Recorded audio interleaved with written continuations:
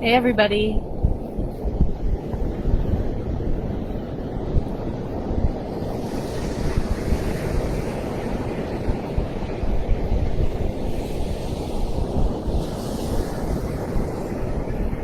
Hey everyone. I'm on a couple minutes early today because I want to give everybody a chance to join us. I know people tend to filter in around 3 o'clock, so I just wanted to open us up, give you a chance to enjoy the scenery of where I am for a few moments before we start. I guess I'll turn this way. Looks like we have a couple people here. Hello! If you want to throw out a like or a heart or a share, that would be awesome. Oh look, it looks like there's lots of people here. Charity, Daniel, Sarah, Braid. Oh, from Eureka. Awesome. One of our top fans. I always love to see local folks tuning in. So, I'll go this way. I am in a really beautiful location today, and it's really, really exciting because we actually just gained the ability to access Wi-Fi in some of the places that we've never been able to access before because we got a new fun toy that we can use for live streams. So you'll be seeing a lot more of our programs happening in maybe more remote parts of our park or in some places where we just haven't historically had Wi-Fi connection in order to go online. So we're really excited about that, and that's why I'm actually out next to the ocean today. I'm so happy that I get to do this, and I'm looking forward to bringing you to some new places where we can actually go there together and be live instead of me just telling you about it. So lots of fun things on the horizon. Thanks everybody for tuning in. We've got Sacramento, Temecula, Michigan, San Francisco, Eureka. Yay! Go ahead and type in where you're from. I love seeing where everybody is. Let's see. I've been to that beach. Yeah, so I guess I'll tell you where I am. Right now I'm standing at Trinidad State Beach in Trinidad, California. And it's a really beautiful day. It's a little overcast, but the ocean is pretty calm. And you can see there's some small waves behind me. Good for people who like to surf, maybe bring your longboard down. This is a good live surf check for our local surfers. Oh yay, it says I'm not Skippy. Thanks Robin, she's one of our top fans. I guess, so last week when I tried to do my live stream, I got cut out about halfway through because the connection wasn't so good. So you got to see firsthand the frustration of not having good connection. But now that we have this new device, we're going to be able to bring you to some really awesome places like Sumeg Village, where we visited last week with Princess. And I just wanted to go ahead and shout out all of my fellow interpreters for the North Coast Redwoods District. We've been doing these live streams every day for, I think we just reached our 100th live stream. So we've been doing it for quite a few months now, and we're really getting the hang of it and enjoying sharing different parts of our park and different people on our staff with you. I highly recommend that everybody that hasn't seen the live streams from Sunday and Saturday, go check those out, and also check out a special live stream guest appearance with Teresa Baker on the Humboldt Redwoods State Park Facebook page as well. Really great content there, and it really speaks to what we're striving for as a district and as an institution. So yeah, you can hear the waves. It's so lovely out here right now. I'm grateful to be here, and hoping that soon we can all be here together in person. But as you know, we are doing these live streams every week because we know that many of you can't visit your parks maybe as easily as you have been able to do historically, because a lot of us are sheltering in place, all of us are sheltering in place, or kind of starting to reintegrate our presence back into society. And we want to make sure that no matter where you are, no matter the circumstance, that you still feel connected to these parks, which are your parks. These places are so special and so sacred to so many people that we need to make sure that you feel that you're still enjoying them, you're still learning about them, and you're still feeling and knowing that they're being protected and held safe for you. So welcome to our live stream today.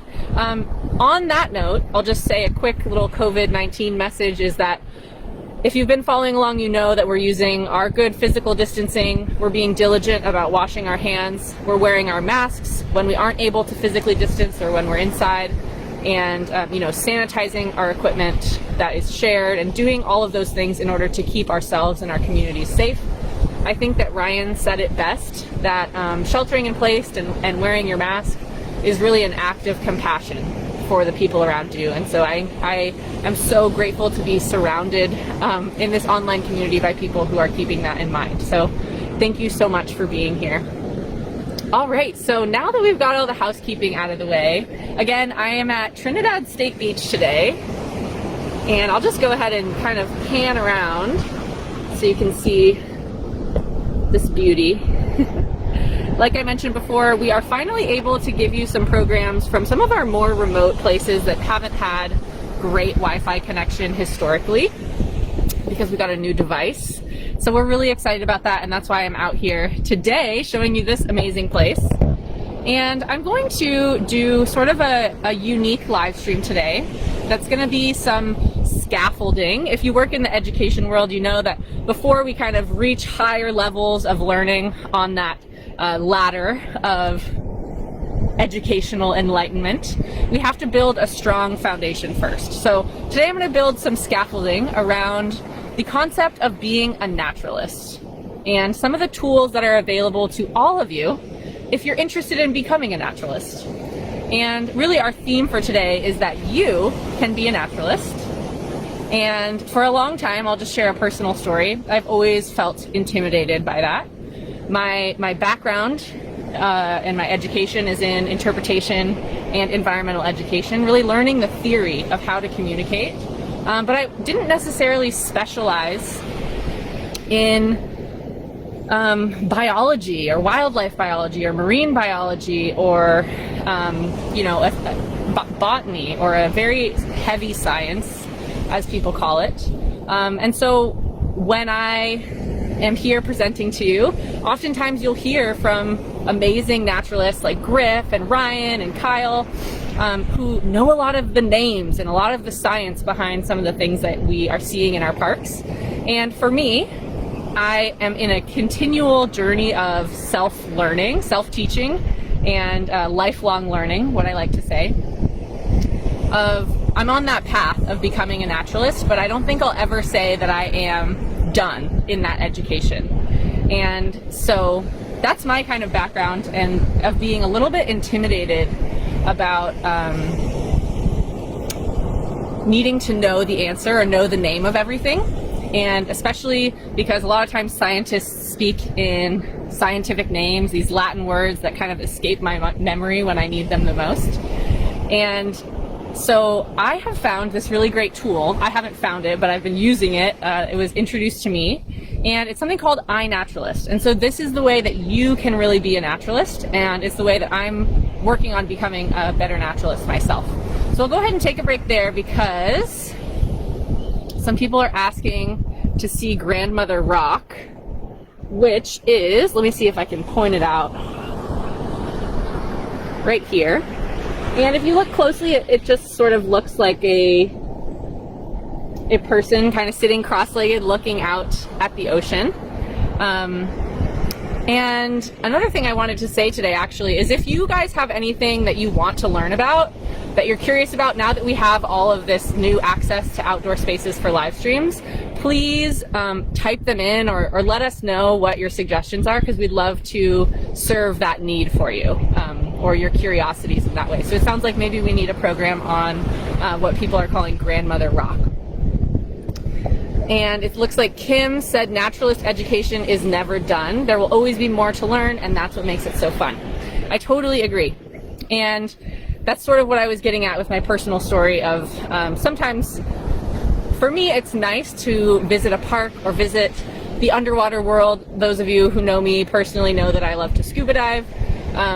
And knowing some of the names of the animals that I encounter, or the plants that I see, or the organisms I observe helps me in some ways. But at other times it's nice to just walk and just be outdoors without having to name everything and having to understand the story behind every little thing you see. So I'm trying to find my balance between those two realities, while also, you know, sharpening the skills that I need to give you all the information that you want and that I also am craving for myself. So Stephanie, you actually just went ahead and introduced our topic today, which are 2 smartphone apps that I have been using to help build my education around being a naturalist.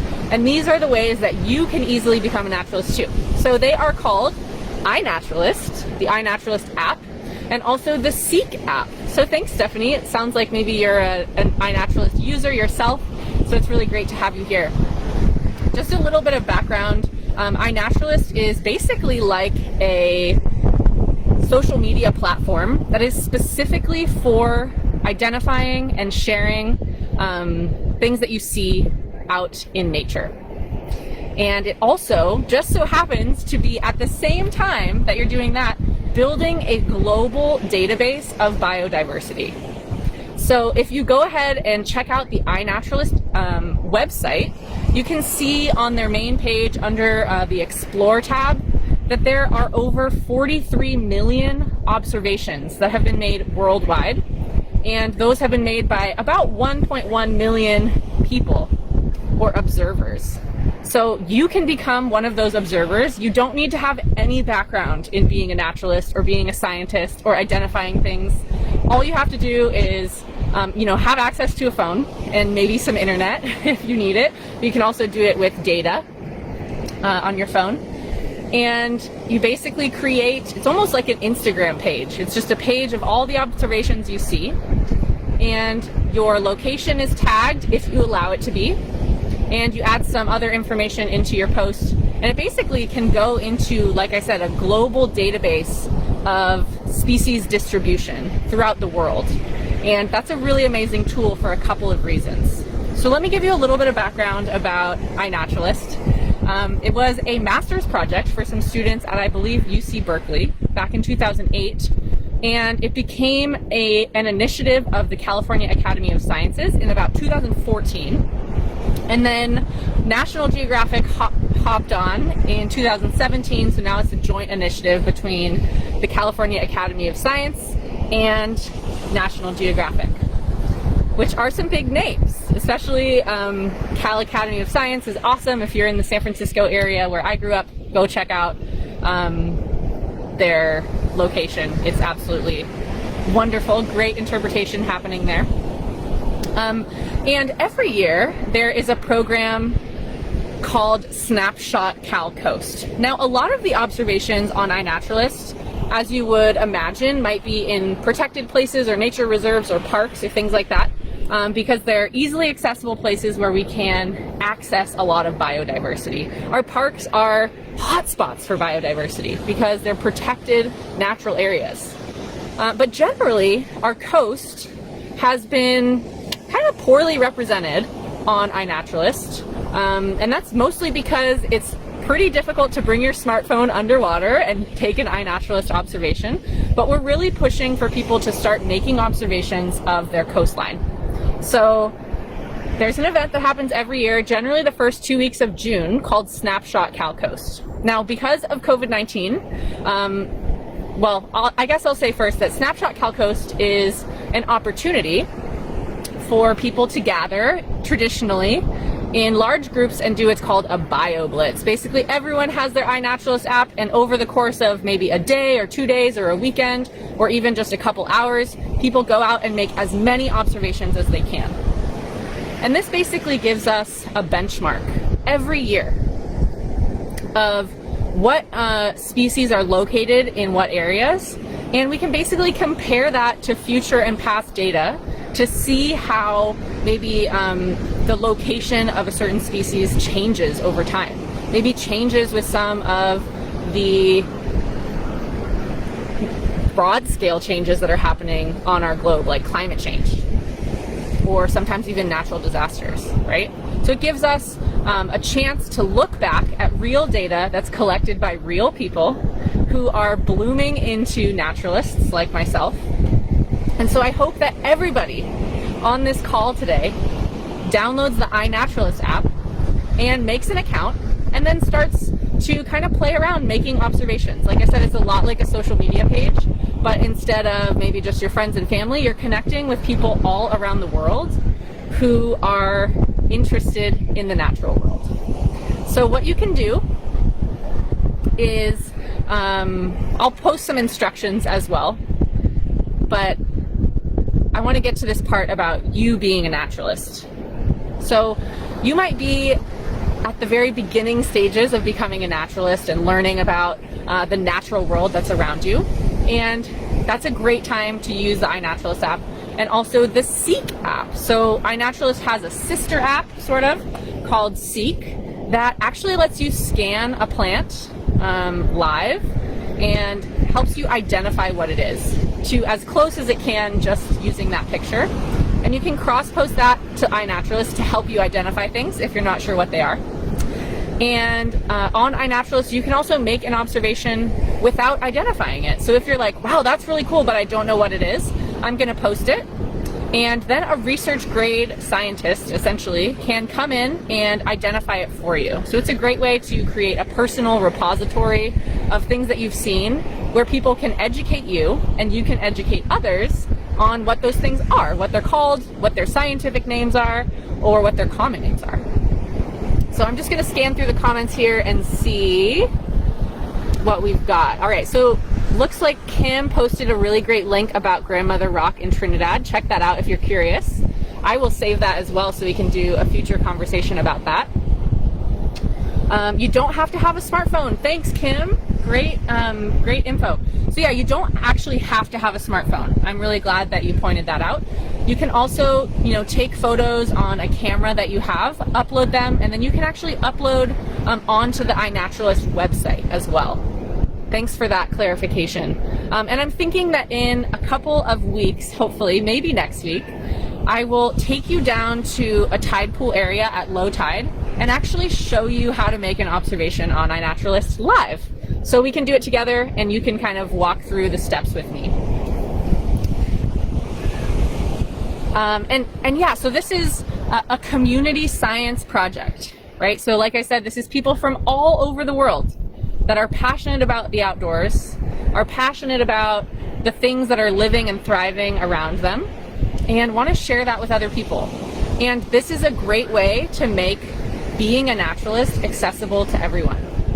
So if you're feeling a little bit shy, like I have, currently and historically about my skills as a naturalist, this is a great opportunity to connect with people from all walks of life who are interested in the outdoors. So if you want to get your foot in the door with being a naturalist, download iNaturalist, download Seek, start playing around, and we'll be doing more live streams, or I plan to do another live stream where I actually take you out and we do a little virtual bio blitz, and you can see how it's done. So I wanted to show you a couple things just that I found on this beach right here. I actually do know what these things are. So this one right here, I wonder if anybody out there can identify what this species of algae is. Maybe some people who have been to Trinidad State Beach or know some of our local algae species.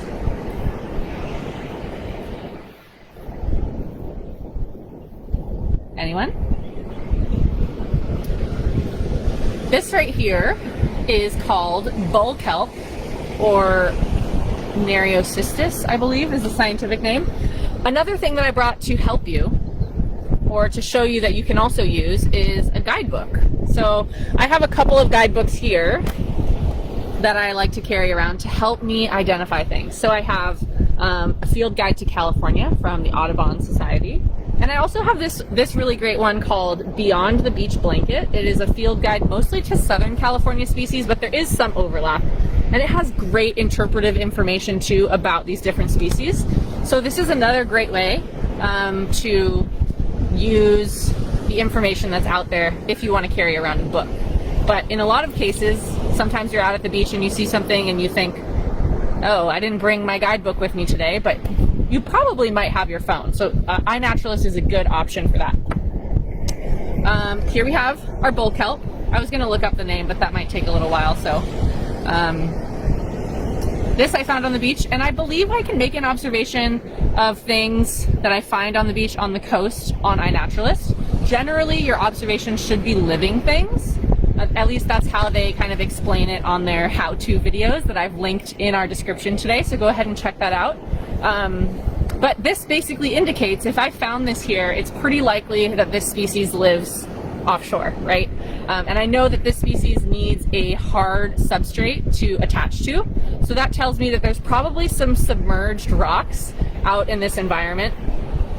You can also probably tell that based on let's see if I can get my finger pointed in the right way.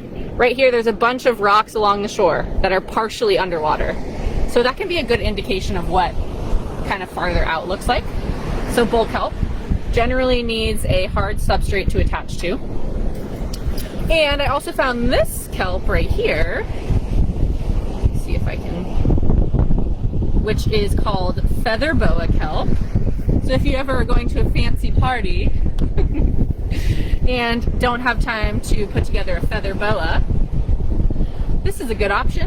Natural, plastic-free, completely biodegradable. So I know these two species, and also if you look, oopsie, where'd you go? Okay. If you look on this kind of stipe, or like the stem of this kelp, you can also see, I wonder if you can see that, little tiny barnacles, and even right there is a tiny little claw of some kind of crab. So really, when it comes to marine life, you can find one thing and end up finding multiple other things attached to it. So there's lots of sort of epiphytic situations happening, basically one living thing living on another. So here's some things that I found, and I will go ahead and make an observation of these at Trinidad State Beach on my iNaturalist app. But like I said, I just wanted to give you all an introduction to this in case you hadn't heard of iNaturalist before, or if you haven't heard of the Seek app before, to just encourage you all to download it and start making observations, even if it's just in your backyard or around your neighborhood. And then when we put together a live sort of virtual bio blitz where I can actually share my screen and show you how to make an observation, you're ready and a little bit familiar with the app. So let's see. Oh, awesome. Rosalind said that we used to call it jump rope kelp when I was a kid. Yeah, I always, whenever I used to find long bull kelp on the beach, would always jump rope with it. Maybe some other coastal Californians know or have done that. Okay, Stephanie said, what is the name of the Cal Coast Citizen Science or Community Science event? So it's called Snapshot Cal Coast. I don't know if I said that before. Thanks for the reminder. So if you look up Snapshot Cal Coast, you can find some information. And generally, like I said, it takes place the first couple weeks of June. But this year, it's actually running between June 1st and November 16th, I believe. And then hopefully after that point, we'll be able to maybe have a more traditional type of Snapshot Cal Coast event. But anytime between June 1st, which is behind us, and November 15th or 16th, I believe, is the date, you can join a project in iNaturalist that's called, hold on, let me make sure I get this right. I'll post the link to it. But it's called like Summer and Fall 2020 Snapshot Cal Coast. And in that project, you'll see all the people participating in Snapshot Cal Coast 2020, and you'll see all the locations where we are. So I'll talk a little bit more about projects and how to join one and how to create one and the importance of them in our next live stream. But I hope that this was a nice introduction to iNaturalist. Oh, thanks Kim for posting that. Nice, right in the Manila Dunes, my home habitat. Awesome. This is exactly how plants get their common names. Ah, cool. All right, everybody. Well, I guess I'll wrap it up. We went a little long today, but it's really nice to be out on the beach and to have so many of you engaged. So I hope that right now you pick up your phone or you open up a web browser and look up iNaturalist, download the app, and start making observations. It's such an important thing that all of us can do to help build our skills and really show us that we can all be naturalists. This is a great tool for accessibility. If you're curious, if you're just getting started, or if you feel like you're an expert, please contribute. And Trinidad State Beach, so beautiful. Grateful to get you all out here today virtually. And we'll talk to you very soon. Thanks so much for tuning in. Kim is posting a lot of really great links. Check those out. We're so grateful for you and your support of what we're doing. Don't forget to tune in every day at 3 o'clock for live streams from all of our team. Bye!